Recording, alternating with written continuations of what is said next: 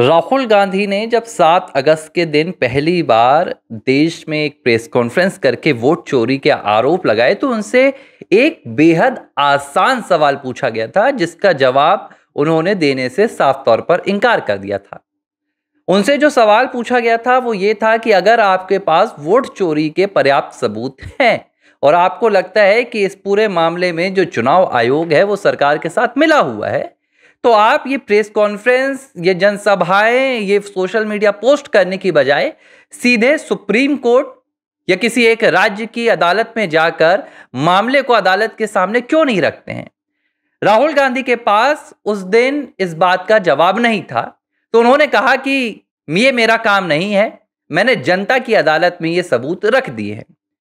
इसके अगले महीने सितंबर को 18 तारीख के दिन 18 सितंबर राहुल गांधी एक बार और प्रेस कॉन्फ्रेंस करते हैं और इस प्रेस कॉन्फ्रेंस में उन्होंने फिर से वही बेंगलुरु में वोट चोरी और यहाँ वहाँ तमाम अपनी स्क्रिप्ट दिखाई। बाद में पता चला कि इसके जो तार थे वो म्यांमार से जुड़े हुए थे और राहुल गांधी की ये स्क्रिप्ट म्यांमार में बन रही थी। राहुल गांधी से इस दिन भी वही सवाल पूछा गया कि आप अदालत क्यों नहीं जाते हैं।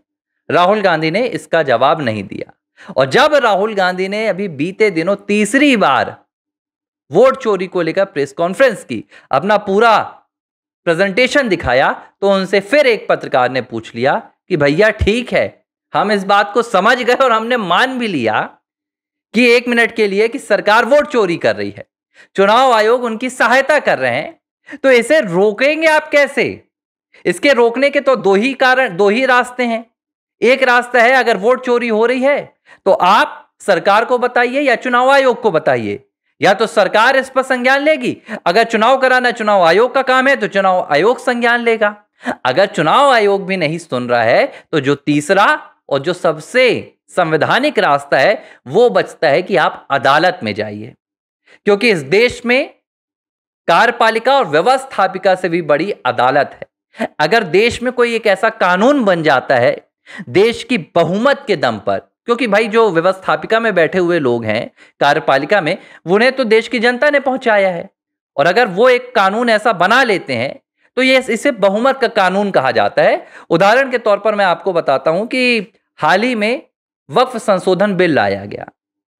भारतीय जनता पार्टी के नेतृत्व में एनडीए ने ये वक्फ संशोधन बिल पास कराया, और जब इस बिल के खिलाफ मुस्लिम पक्ष सुप्रीम कोर्ट पहुंचा तो सुप्रीम कोर्ट ने इसमें कुछ फेरबदल कर दिए हैं, यानी कि जो सरकार ने चाहा वो नहीं हुआ। यानी कि न्यायपालिका आज भी सर्वोच्च है और सरकार के फैसले भी न्यायपालिका पलट सकती है।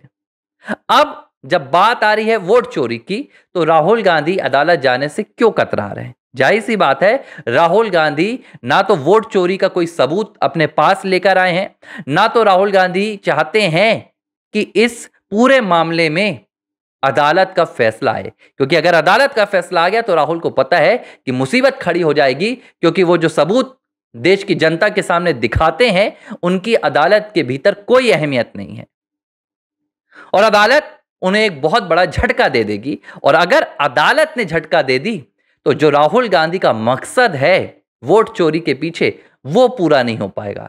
अब सवाल ये उठता है कि मकसद क्या है, तो मकसद मैं आपको बता रहा हूं जो प्रियंका गांधी ने बीते दिनों बिहार में कहा।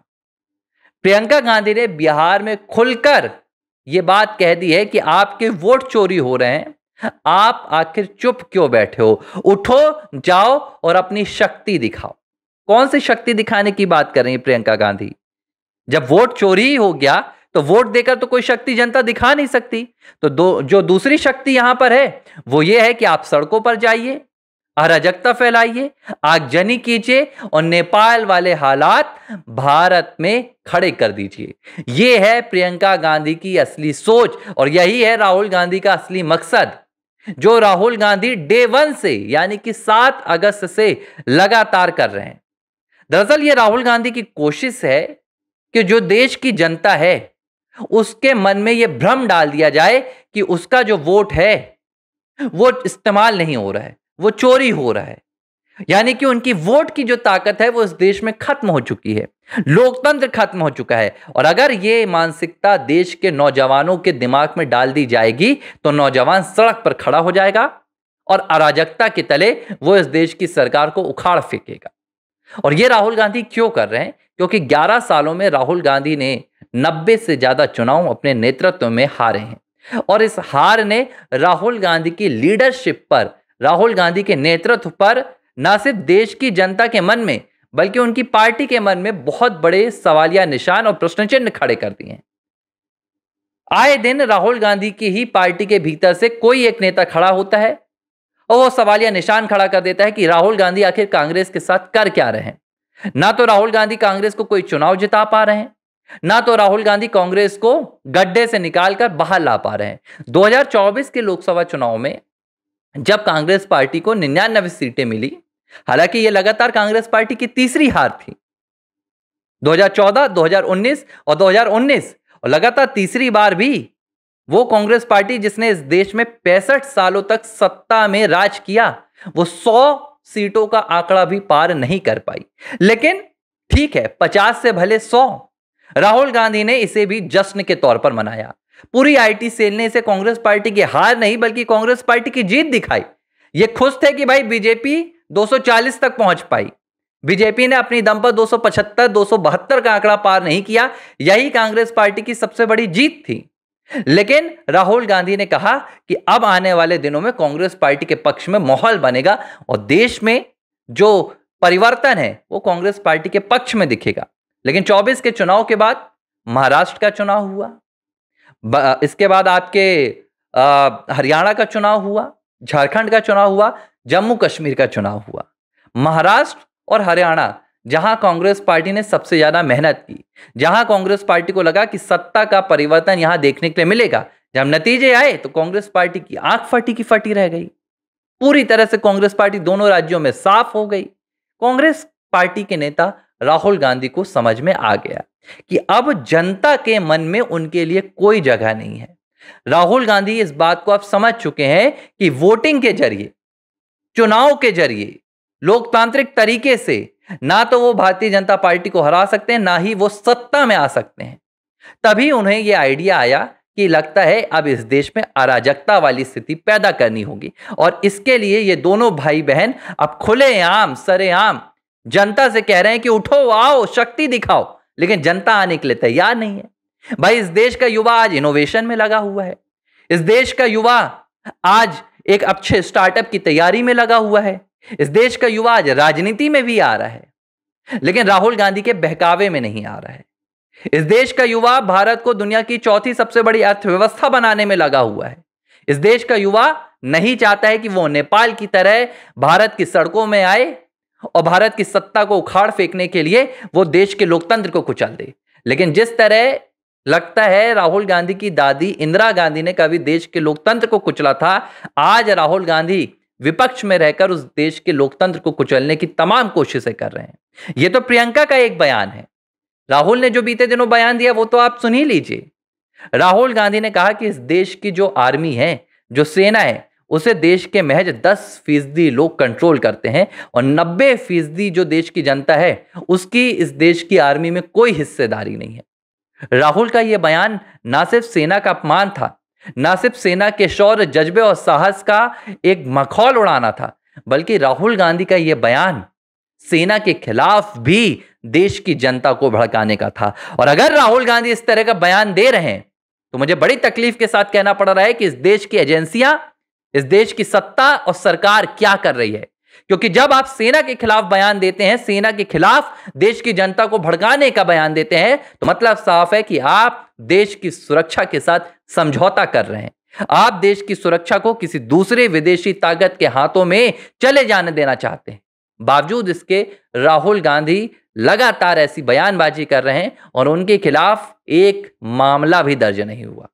ना तो चुनाव आयोग ने अभी तक, मैं आपको याद दिला रहा हूं, ज्ञानेश कुमार ने, देखिए मैं किसी का पक्ष नहीं रखता, मेरे लिए राष्ट्र सर्वोपरि है, मेरा एक ही सिद्धांत है। ना भाजपा, ना कांग्रेस, ना चुनाव आयोग, ना सरकार। राहुल गांधी ने जब 18 सितंबर को प्रेस कॉन्फ्रेंस की और उन्होंने चुनाव आयोग के खिलाफ आरोप लगाए, तो इसके बाद चुनाव आयोग के जो मुखिया हैं ज्ञानेश कुमार साहब, वो आते हैं और वो कहते हैं कि राहुल गांधी, हमने आपसे इतने इतने सवाल पूछे हैं, अगर आप 7 दिन के अंदर अपना माफीनामा नहीं देते हैं तो हम समझेंगे कि आपने जो आरोप लगाए थे वो झूठे हैं। राहुल ने तो कोई माफीनामा नहीं दिया। तो चुनाव आयोग अब तक शांत क्यों बैठा हुआ है? चुनाव आयोग क्यों राहुल गांधी के बयानों का संज्ञान नहीं ले रहा है? चुनाव आयोग क्यों राहुल गांधी के खिलाफ कार्रवाई नहीं कर रहा है? उनकी सांसदीय चुनाव आयोग क्यों रद्द नहीं कर दे रहा है? भाई, अगर एक सांसद चुना हुआ इस तरह की अराजकता फैला रहा है, इस तरह के देश में चुनाव के खिलाफ, लोकतंत्र के खिलाफ, चुनाव आयोग के खिलाफ भड़काने का काम कर रहा है, झूठ पर झूठ परोस रहा है, आप भी हाथ धर के बैठे हैं? आप भी इंतजार कर रहे हैं क्या कि देश में कोई ऐसी अराजकता की स्थिति पैदा हो जाए? या राहुल गांधी के खिलाफ इस देश के पास मजबूती से कार्रवाई करने का कोई साहस नहीं है? कहते तो हैं ये कि हाँ, ये नामदार हैं, तो भाई नामदार के खिलाफ आप काम कीजिए ना। या सिर्फ आप उनके बयानों का इस्तेमाल अपनी राजनीतिक जनसभाओं में करना चाहते हैं? भाई, इस तरह की कब तक आप पूरी प्रक्रिया को चलने देंगे? देश में जो माहौल है वो बिगड़ रहा है। देश में जो अराजकता की स्थिति पैदा करने की कोशिश की जा रही है वो बढ़ रही है। लेकिन आप हैं कि चुप्पी धरकर बैठे हुए हैं। सिर्फ राजनीति से काम नहीं चलेगा। राहुल गांधी के खिलाफ अब चुनाव आयोग को ठोस कदम उठाना होगा, नहीं तो मैं बता रहा हूं कि आने वाले दिनों में वो हालात पैदा होंगे जो राहुल गांधी और प्रियंका गांधी पैदा करने की भरपूर कोशिश कर रहे हैं। एबीसी हिंदी न्यूज, आज ही जुड़िए हर खबर के साथ